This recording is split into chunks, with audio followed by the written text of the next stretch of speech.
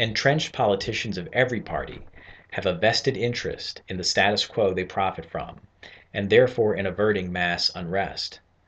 One tactic they all use to achieve this is to repeat that America is the greatest country on earth, the freest, the land of opportunity that offers the best education, the best health care, the best democracy in all the world.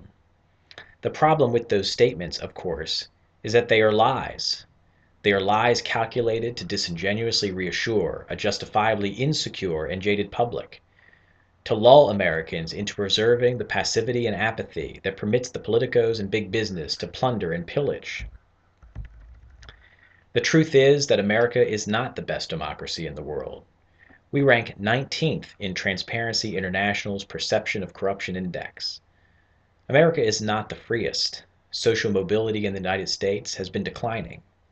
Even the supposedly rigid class system of the UK permits more fluid mobility than the United States. Neither the children or grandchildren of baby boomers are expected to be as wealthy or independent as the post-war generation. According to Pew Research, today 36% of adults aged 18 to 31 are living with their parents, which is an increase of 18.5% since 2007. Why? Because the so-called greatest economic system in the world lacks enough opportunity for these young adults to find work that permits them to live independently. The freest nation on earth has more than 2.4 million of its people in jail or prison. That's not only more than other advanced societies, that's more than the world's most repressive regimes, more than China, more than Iran, more than Egypt, more than Russia. The supposedly best healthcare system in the world, despite reforms, still leaves people without coverage, remains the most expensive without having the best outcomes, and still allows drug companies to gouge insurance companies and the public, hospitals to overcharge for services, and insurance companies to overcharge for costs and underpay for claims. That America operates the best educational system in the world is demonstrably false. In the most recent Program for International Student Assessment, American students ranked 36th in math, 28th in science, and 24th in reading. There is no measure that would justify the United States being described as being the best at anything positive, but we are surely the best at many things negative.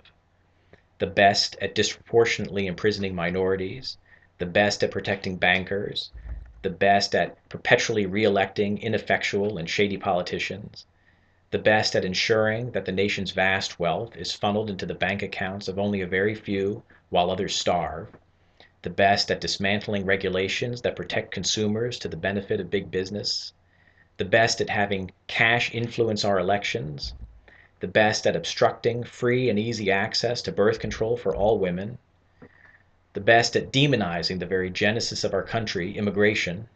Sure, we're the best. Congratulations to us. America doubtlessly maintains the world's most potent military. Unfortunately, that hasn't meant that America is safe or feared or loved, or that oil is cheap, or that other countries will somehow act in the best interests of the United States rather than themselves. Trillions spent on military advancement since the end of the Cold War, and there isn't much to show for it except crushing national debt. The truth is that other countries are doing it better, governing better, banking better, working better, electing better, schooling better, administering healthcare better, and ultimately living better.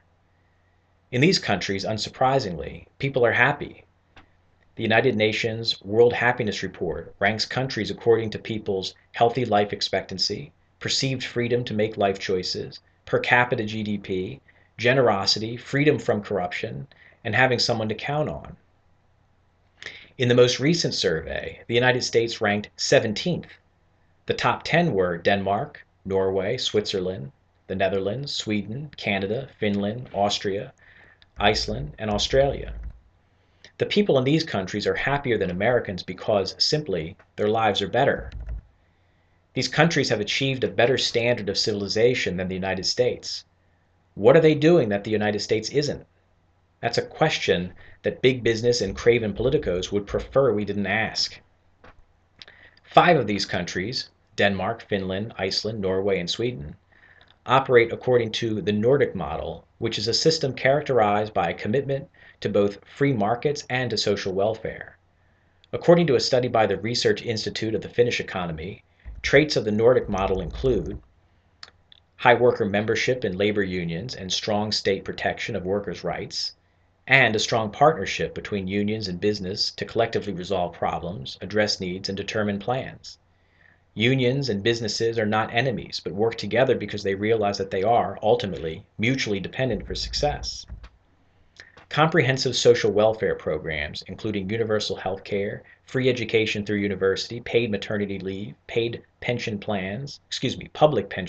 plans, free child care, and generous long-term unemployment compensation. In Nordic model countries, no one goes bankrupt due to medical expenses. A 22-year-old with a BA or BS isn't burdened by debt. No one goes without medicine because it's unaffordable. Mothers don't need to abandon their newborns to babysitters to rush back to work. And the average poverty rate is 7%. It's 15% in America. Free trade and economic openness, but in conjunction with robust regulations that protect society from the selfishness, risks, and negligence inherent in capitalism and that are pervasively practiced in the United States, and which are responsible for the economic catastrophe of 2008, from which we're still awaiting recovery. High rate of public spending. These governments invest in their educational, healthcare, and administrative systems. There is also a high rate of public employment, especially in these sectors. So, in these countries, a large percentage of the population is employed in maintaining a society in which everyone obtains an excellent education, everyone is cared for, and in which government is effective in caring for its citizens. In the US, government is not engaged in bettering the lives of its citizens. Instead, it's responsive only to big business through their patsies in Congress, who would rather cling to their office than serve the public interest. While enabling corporate and political greed is the hallmark of American civilization, advancing public good is not just the hallmark, but the very purpose of Nordic model civilizations. Their system is designed to maximize public welfare, and everything must conform to that goal. That civilization is funded by relatively high tax rates, between 40 and 51%.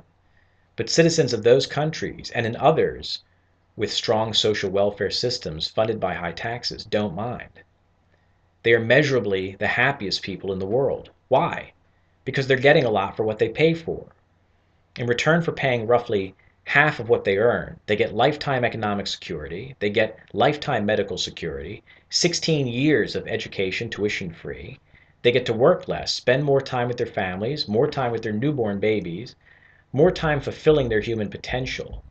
And they get to do so living in societies that are at peace with the world and within themselves. So, is all of that worth paying nearly half of your income? They think so, and their happiness proves it. Roughly 30% of Americans' income is lost to the federal income tax. That's about 13 to 20% less than the Nordic model countries.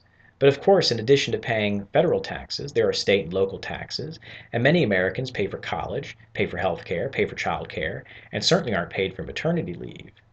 Those costs, most if not all of which are borne by every American, certainly mean that Americans spend at least the same percentage of their income, if not more, than Nordic model countries do, for the same or inferior services and benefits. Except it's done unsystematically, inefficiently. It hasn't eliminated economic, social, and educational insecurity. For their 40 to 51% tax rate, Nordic model countries enjoy peace, prosperity, happiness, and security.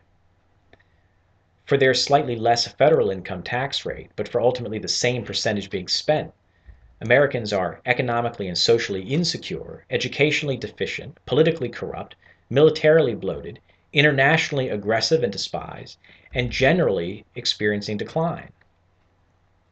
Even though Americans are paying just as much, or at least nearly as much, of their income as Nordic model countries are, the latter civilizations are vastly more advanced.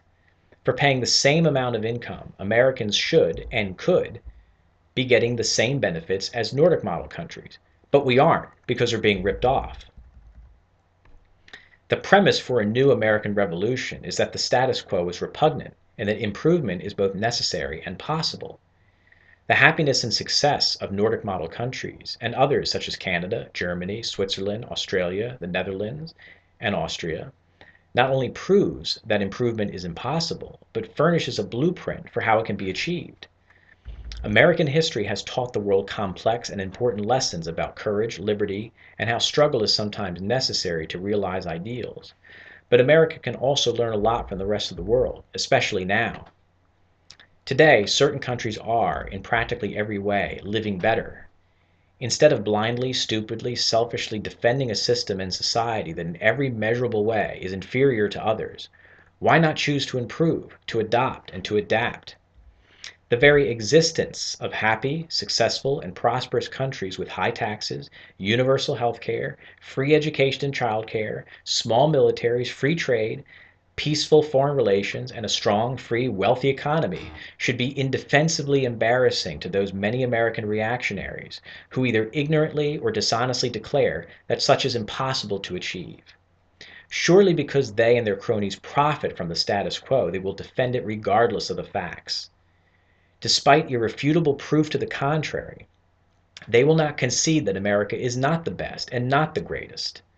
The greatest countries are the ones in which their people are happy, not the ones with the largest capacity for war.